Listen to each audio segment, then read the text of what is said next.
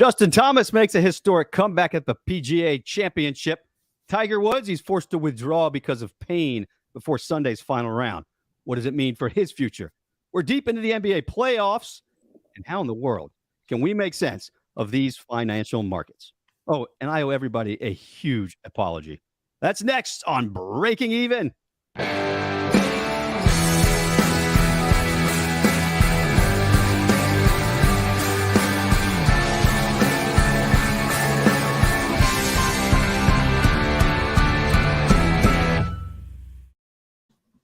Just after 10 o'clock on Tuesday, the 27th, Ned Michaels alongside Jonathan Coachman, the coach. And I'm pretty sure that's Guy Adami, even though he raided his son's closet for his attire.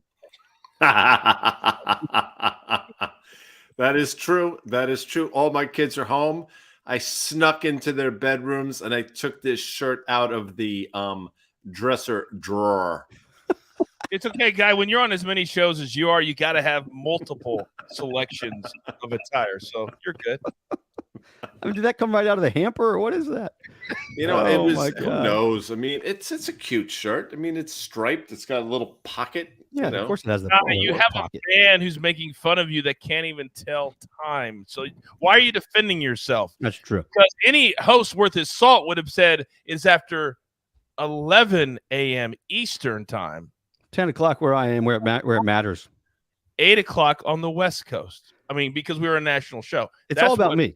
This is all about me. Didn't you know? Clearly. Okay. Clearly. Hey, Justin Thomas, 7 shots back, historic comeback. You could have gotten amazing odds, by the way, on Justin Thomas. I know a few guys who may have put $50 or $100 and ended up winning a couple of thousand. Before Sunday's round, it looked like he was gone. I called his golf on Saturday. It looked like, he's out. But when you know it, Coach, what'd you make of it? Well, I had to suffer through you calling it on Saturday for one. But number two, I'm one of those kicking myself because I actually did a national show on Sunday. And out of my mouth, when they said, is there a guy that's a lot of strokes back that you could see that could come back and win on Sunday? And I said out of my mouth, Justin Thomas. And yet I put nothing on him because he was 7 shots back, which would have given you plus 4 or 5. It was crazy the number that you could have gotten on Justin Thomas 7 back, and I did not do it. But the reason he won, because when you look at that leaderboard, you had all guys that had never won before. Mm-hmm. What goes through your body when you're in contention, nobody can describe it. Even players will tell you you can't describe it. JT did a good job of trying to describe it. But we saw what happens. You lose functionality. We saw Mito on the 18th. All he had to do is hit a 3-wood down there. And all of a sudden he hit some semblance of a driver swing, we think. It's hard to win. It's hard to win a major. JT, tip of the cap, because that was an incredible comeback. He never quit. You can never quit. Guy Adami, you have your hand up. You really should just hit the comment button, and maybe we can get you in. If you have a question, hit the comment button, the question button, wherever it is on your screen. We'll get you in there. Yeah, when I went to grade school, you used to have to raise your hand if you wanted to be. Right. I like how you held it up, by the way. My hand. And yes, people should comment, say whatever you'd like here in the comment section. Ask questions. But my question to you, Coach, since you said it twice, you didn't say it once out of your mouth. You said twice. So what would the alternative have been if it were not out of your mouth? I'm not quite sure. I hate when my gut tells me something. I say it on a national platform, which I'm on every single day, and then it comes through and I look like a genius, and I didn't financially benefit from said genius speak. That's why I'm upset. Duly noted. Thank you. I think where it normally comes out of, Guy. Well, that's for another show. I mean, we're trying, we're working towards a Let's take a look at our picks. Here. We want to keep it clean. Yes. Yeah. I owe everybody a massive apology. I mean, I was awful. Just absolutely terrible, awful. I've cost everybody money. At least you hit Justin Thomas, Coach. I did hit Justin Thomas. Spieth was a disaster. Homa wasn't a bad pick. He was in the mix for a lot of it. But I think we saw that Southern Hills is that type of venue that you cannot fake it around. And eventually the right champion is crowned and everybody else falls off. And that's exactly what we saw. Spieth was one of those over the weekend, never contended. I'm done betting on Xander Schauffele. I love Xander Schauffele, but until he wins another PGA Tour event, he's off my radar. He couldn't have been hitting it any better coming in. He just puts too much pressure on himself, I think. I don't know. but I'm out. And Scotty Scheffler was a surprise. I have to be honest with you. I thought he was going to play better. He got angry. He got upset, and the golf course broke him, and it's supposed to do that. I think, Ned, to be honest with you, that Scotty Scheffler had so much pressure built up inside of him because everybody's doing these stories about legacy and what's it going to look like. And he's seeing all these graphics with him and Tiger and maybe one other person on them. I think that started to get to him a little bit. Now we're starting to see that come out of him because he got very angry at different times. But I think that was a good thing. And I think this week we'll see Scotty Scheffler get back to the Scotty Scheffler that we know and love. Adami, did you watch any? Well, I was just going to say, I don't know if either one of you are Shakespeare fans. I know both you and Coach are extraordinarily well read. And I would just say, heavy is the head that wears the crown, Mr. Scheffler. That's true, especially at a young age. Yes. I mean, it would have been a complete fly apart. You give me that much notoriety, that much money at young 20s, might not have made it to 30. John Rahm did what John Rahm does, hits it great, didn't putt well, and he also took down Sage Steele. Let's give our best to her. Wow. Hit right in the face by a John Rahm hooked driver on the third hole. I can't even imagine what that feels like. Yeah, if anybody's ever been hit in the teeth, or when you hit that, when your nose gets hit going up, what that feels like, it's like the worst feeling ever. Now imagine a golf ball coming 181 miles an hour and hitting you right in the mouth. Oh my God, I can't even imagine how much that must have hurt. Hurt as bad as that. Let me ask you a quick question, Ned.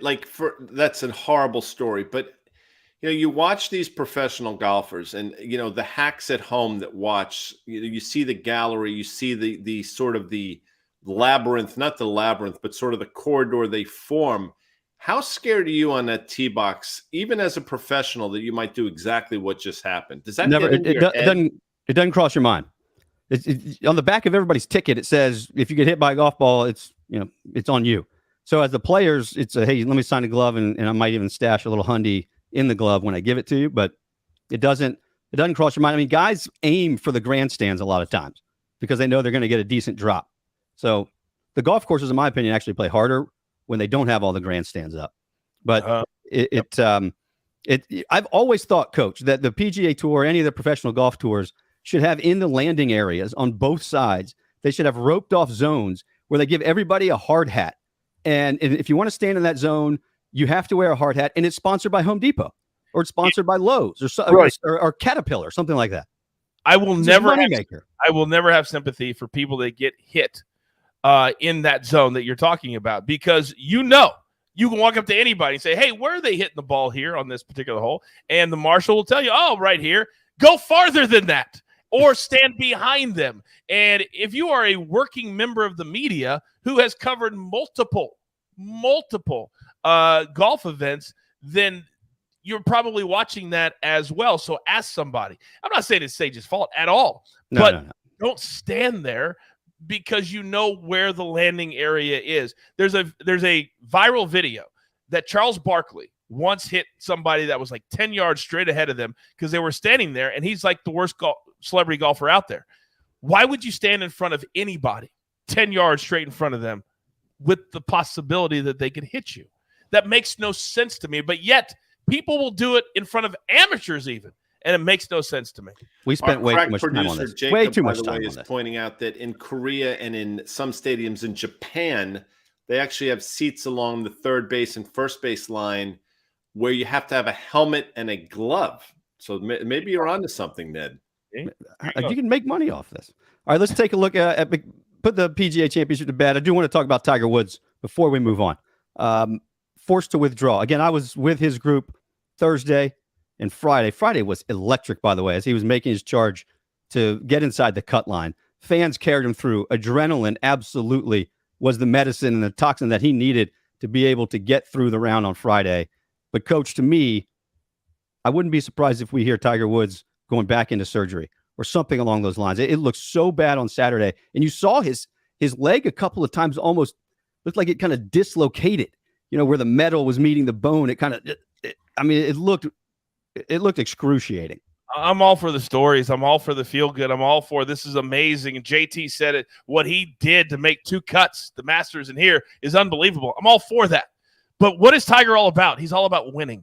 and he showed up. He says, yes, I believe I can win. That Tiger Woods cannot win. And I don't want to see a Tiger Woods that cannot win. I don't want to see a Tiger that just is struggling to make the cut. That's not something who's the biggest Tiger Woods fan on planet Earth that I want to see. If he can't get healthy enough to play a tournament before a major, there's no reason for him ever to be out there again, because he will never contend or compete at a major for real if he cannot play an event prior to it. So if he can get to that point, great. If he can't, I don't ever need to see Tiger play again. Certainly not like that. Man, that's a hot take. I think one thing that comes to mind that nobody's talked about, Tiger can ask for a cart in the PGA Championship. Remember, John Daly was there. He was playing in a cart. Drive down, hit your ball. Tiger won't do it. He absolutely won't do it. He said, I won't play if I have to play in a cart. Why not? Why not take a cart? We want to see Tiger play well. We want to see him have a chance to win. Who cares if he's in a cart? Only he cares if he's in a cart. He cares. I wouldn't either. I wouldn't either. I wouldn't take it either. I don't disagree. All right. Charles Schwab Challenge. That's a big name, by the way. There's just Colonial. That's what we're going to call it. Here are our picks for this week. Coach, go ahead. Yeah, I'll make it very quick. By the way, this tournament has had more names in the history of time than any other golf tournament on the PGA Tour. Yeah, I totally agree with you. There was Dean and DeLuca. Right. Market, whatever they were. All right, here we go. Tommy Fleetwood, he's playing great as of late, but not as of the last year or two, so his number is still really good for a top 10. He had a great finish last Sunday, made himself a lot of money. Victor Hovland, he has not been great as of late, but not horrible either. Give me a top 5 plus 450. I don't think this week is going to be big game hunting, meaning I don't think it's going to be a bunch of big names at the top of the leaderboard. With that being said, I think Taylor Gooch has a great opportunity this week at plus 3,500. It's a name and a number I can sink my teeth into. So those are my 3 plays today. And a little extra best bet, Hovland over Zalatoris, because, Ned, I believe the hardest thing to do in golf is to come back the very next week after having an emotional week where you made it to the end, you lost in a playoff, a chance at your first victory and major all at the same time. I think that will deflate him. I'll take Hovland over Zalatoris in a tournament matchup. I like the tournament matchup. Yes. I think you're going to get a little adrenaline that carries over for Zalatoris. You might actually see him play pretty well the first 9 holes, but over the course of the entire tournament, totally agree with you. Hovland over Zalatoris. I'm going Stuart Sink. I had a chance to watch him play a practice round. He's hitting the ball well. You look at his finishes recently. He's got a good track record at this golf course. I like the numbers on Stuart Sink. He knows how to manage his game at Colonial. And then Sebastian Munoz. He's from Dallas. Went to North Texas, which is right in the outskirts. It's a President's Cup year. He's trying to make the team for the first time. So every single tournament, every single shot is critically important. Remember, Coach, he shot 60 just a couple of weeks ago. Had the first round lead, the Byron Nelson. He went on to finish 3rd. I like his ball striking at this golf course. And I've seemed to be like 1 or 2 weeks behind. Remember, I picked Justin Thomas to win the Masters? Yeah. Okay. So I had Spieth. I liked Spieth last week. I didn't go with him. I'm going with him this week. He owns this place. He has a 67.64. That's 67.64 stroke average at this place in 36 rounds, Coach. That is owning a golf course. 18 to 1 last week. He's 16 to 1 this week. So if you can get Spieth at 12 to 1, then you take it. Well, and then the playoff bet, that's just a hunch. You hate Spieth. Well, I don't like the number. I just don't like making a bet that's less than plus 2,000. It's just something that I don't do because it's so hard to pick a winner that I want it to mean something and actually make a difference. 12 to 1 for me doesn't make a difference. But I'm not saying Spieth can't win. That's not what I'm saying. I just don't like the number. The number I don't like. 3 players in a playoff, Guy Adami. I know you support that bet. I know you know what? I love that. I absolutely love that. That's one of those prop bets that I just get a kick out of. By the way, just out of curiosity, did anyone make a hole-in-one last week? Obviously, was not watching as closely as you two gentlemen. No aces. I almost went with it again this week, but I was so disappointed that McIlroy nor Xander made one that I had to save my money there. Coach, there are a lot of other sports going on in the world. Yes. Let's change directions. Where would we go, though? Where would we Hockey. go? Oh, you want to go NBA? I know you, Coach. Oh, no. Yes. So a couple of weeks ago, I told you that I love the Boston Celtics. Now, as I look into my crystal ball. Celtics. Now, there's not a number on the play I'm going to give you because it doesn't exist yet. But here's my crystal ball take of the week. The Boston Celtics will win the 2022 NBA Championship. Let me repeat myself. The Boston Celtics will win the 2022 NBA Championship. So whatever the number is against the Golden State Warriors, I'll take it. And I'll go all the way to the pay window. That is my crystal ball take of the week. I love crystal balls, by the way. Very attractive. Let me just say this, Coach. For many years, I said the best player ever out of the University of Duke, or Duke University for those playing at home, would be Grant Hill. And I would say the second best player in the NBA was J.J. Redick. A lot of people added me, but I got to tell you something. That young man that's now donning the Celtic white and green has just leapfrogged his way to the top of that list. Thoughts? Tell me that name one more time, sir. Mr. Tatum. Oh, Mr. Tatum. The dude is a top 5 player in the NBA. The dude has shown that when he has a bad game, he can bounce back. He is the guy, and the reason they're going to win the NBA championship. And when they do, he's going to take his rightful place as one of the top 3 players in the entire NBA, which I don't think he gets that props right now, but he will if he can beat the Heat and then beat the Warriors. Guy, how are your Rangers looking? How you feeling about this whole series? Strong. I'm feeling good. I will tell you, obviously, those first 2 games in Carolina were disappointing. You know, they were trying to hold on to a 1-0 lead in game 1. That's tough to do when you're playing on the road.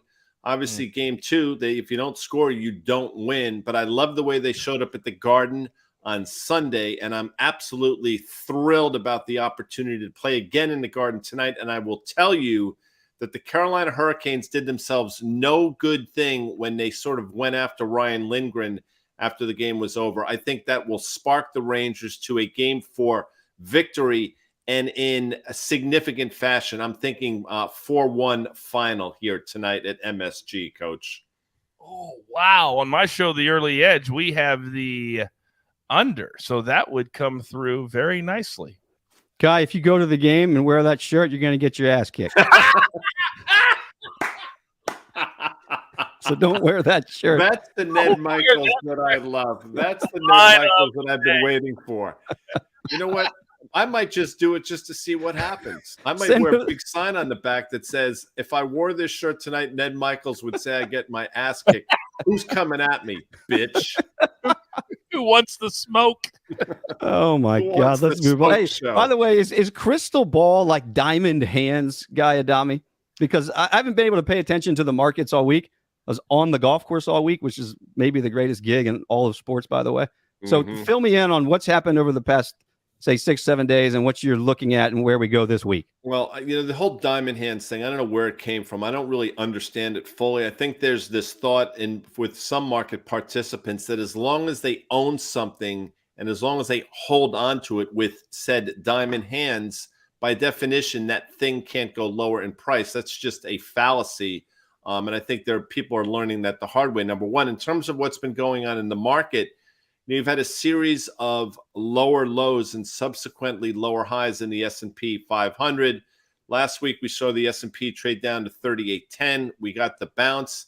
And then last night, after the close, Snap said some really terrible things in terms of ad spend. And that's obviously taken not only Snap lower by about 30-odd%, but Facebook, Google, to a certain extent, Apple as well. And it's running ramshot on the NASDAQ and subsequently now the Dow and the S&P. So the market doesn't trade well, but this is what we've been talking about for a while. Now, Ned, you will say you thought, Guy, Apple would trade back up to 160 and you sell it again there. I don't think it even got to 150. I think it got to 149. But here we are with Apple sub 137, and those Apple puts are paying off so much now, Ned, that you can afford to go to aforementioned Dean and DeLuca and buy those expensive things, which God only knows. They still exist, by the way, Coach? I don't even know if they're still out there. I actually asked that question myself. There are 37 locations left. Good 37, Lord. Which I'm not a math major, but that's not a lot of locations if you're trying to be a national brand. No. Well, if there are 50 states and you only have 37, that stands to reason you're only in 74% of the states.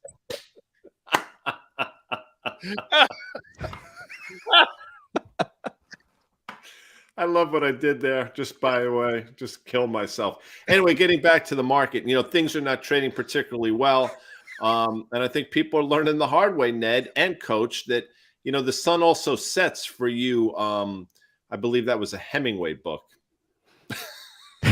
I need a cough button right now where I can just step out of the broadcast for a minute.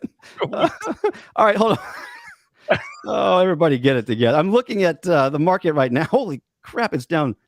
It's almost down 4%, the NASDAQ. I mean, that is all right. So you think about it. You just said that 4%, you didn't bat an eye, but 4% move in a major, that is a significant, it's a huge move. We talk about numbers now. I don't think people fully understand the magnitude. We talk about trillions of dollars as if it's nothing. That's significant. A 4% move up or down is a huge move. And I think people are starting to see that, things can go lower as well. And they're starting to realize that the valuations that nobody cared about in November of last year or the summer of last year, people are starting to take, they're really starting to take a very focused look on in terms of, hey, wait a second, this doesn't make sense in this environment. And we'll see what happens. So, yeah, the market's under a little pressure here. You know what I've said, Coach and Ned? I thought 37.50 in the S&P was the first stop. We're going to get pretty close, as it turns out, and we'll see what happens if and when we get there. And that Apple now through 137. A lot of people were saying 125. And again, Ned, well done with those puts. I know you held on to some portion of them. I give you again, Coach, a golfer's clap on that. Come on. All the bad bets I made last week on the PGA Championship, right, that I gave out, at least got you some Apple puts. Let's actually first take a question. Peter Mitchell, he said, I really like the show. Pete's back again. I love Pete Mitchell. We mentioned him last week. Again, Top Gun, by the way, comes out Friday, I believe. Maverick, thank you. Go ahead. I'll be there. He said, God bless you guys. Yeah, because we're dealing with Coach all the time. Any advice on shorting stocks or when to sell a stock in this market? Great question. It's very difficult to make money being a short seller of stocks. A lot of people try in this environment, or at least the environment leading up to the last few months. It's been extraordinarily difficult. You see some of these short squeezes, as they say, and you see how quickly stocks can go higher.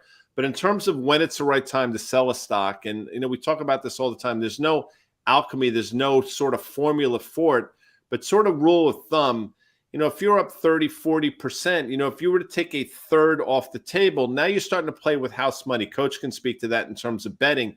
And what I say all the time, Pete, and this hopefully makes sense, trade the stock.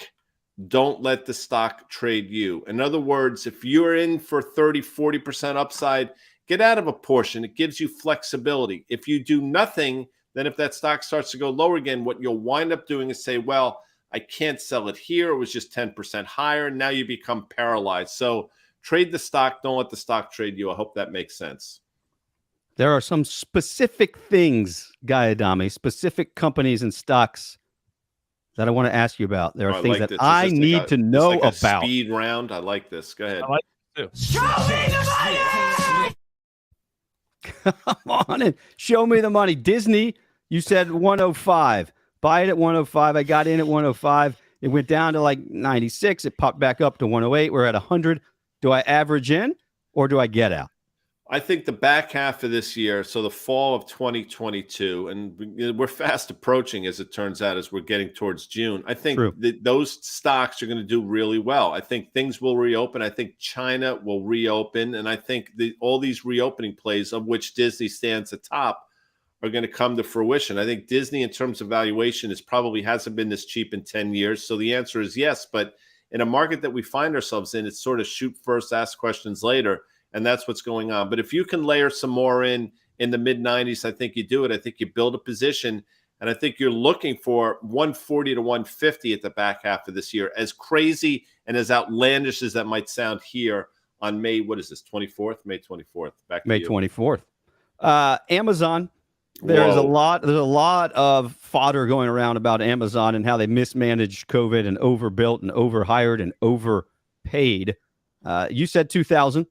Get in. What are you thinking now? We're getting close, aren't we? I mean, Yeah, we are. Heard Jacob's going to throw a chart up because that's what he does. And if you look at it here, I mean, we're within what, $75, $80, I think, of that 2000 level. I'll stick by my guns and say, a stock that made an all-time high of 3,800.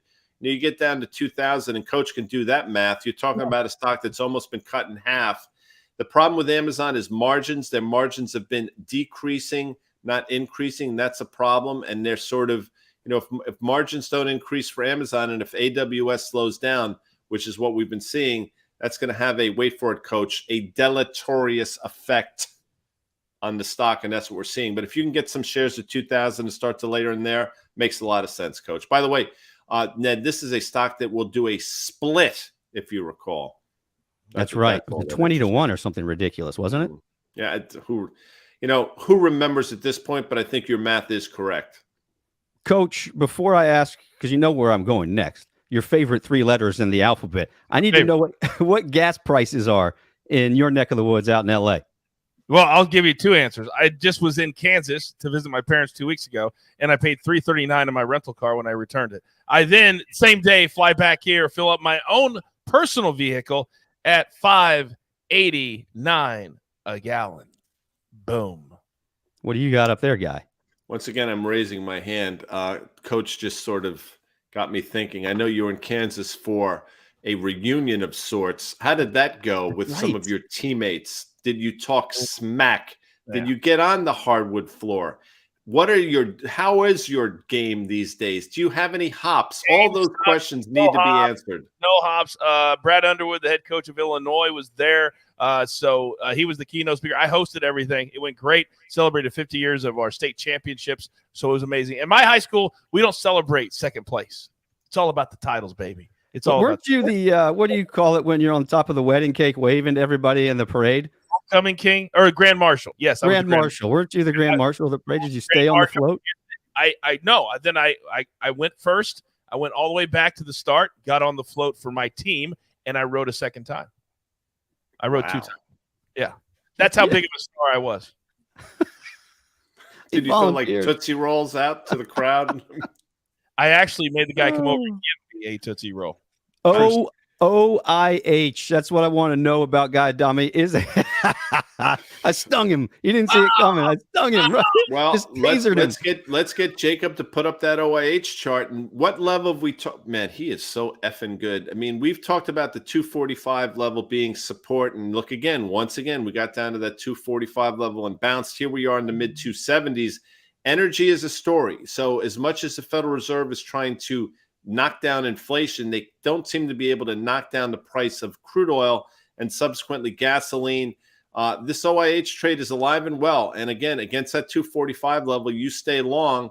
I know what the market is doing, the broader market is doing, but energy is its own story. And I think OIH will continue to do the grind higher. Ned Michaels. Am I buying my here? answers are so cogent. I'm really impressed by myself today. Good for you. It's got to be that shirt. You're feeling so youthful. Yeah. Well, am I buying here? And if I am, what level am I expecting it to maybe ascend to before I might start shedding some shares? Good question. I think you can buy it here. I think it goes north of 310. Somewhere between 310 and 320 is where you shed said shares, which is not an easy thing to do. I just said that, though. Good for me.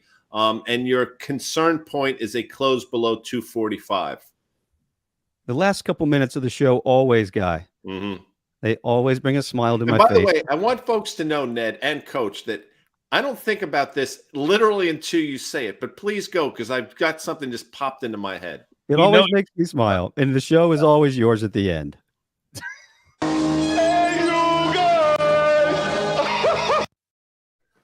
I can't tell you how disturbing that continues. You'd think I'd be accustomed to it by now. I've grown accustomed to your face, but that's a face I will never grow accustomed to. This is something, though, that sort of infuriates me, a word I'm choosing to use. Obviously, Tim Anderson, Josh Donaldson in the news, and we can talk about what's going on there. To me, it's not all that interesting. I don't think it's racism. I think Josh Donaldson's a bit of a tool. That's neither here nor there. Let me say this, Coach. If you want to go at Josh Donaldson, Tim Anderson. If you want to throw down, whatever the term people use, don't wait for 4 guys to come and grab you before you get all macho and start to try to feign your way through said group. If you want a piece of them, go get them before the rest of your team comes to your, what's the word I'm looking for? Defense. Thank you so much. Comes to your defense. I hate the guys that wait for the rest of the group to come and grab them before they get all macho. If you want to drop, coach, and I know you're an advocate of this, and I'm not condoning violence, go at them. Don't wait for your teammates to hold you back. Thoughts, coach? Years ago, we used to have a bunch of people that would test the fake wrestlers when we were on the road because they do the fake stuff in the ring for the WWE. And they learned very, very quickly how fake our guys were, including myself. I'm also trained as well. So most people don't want to get slapped in the mouth. That's innate in them. And when you start talking, sometimes you keep talking, sometimes you keep talking, and that will happen. Most guys never want to get hit in the mouth. And that's what happened there. You want to talk, where are my boys at? Where are my boys at? Oh, now I'm going at Now I'm ready. That's exactly what happens because nobody wants to get hit in the mouth. Ever. Ned? This show hit everybody in the mouth. So did that shirt guy. Adami, if you get your ass kicked at the Rangers game, make sure you send us video. We'll see you next week. We're going to try to break even.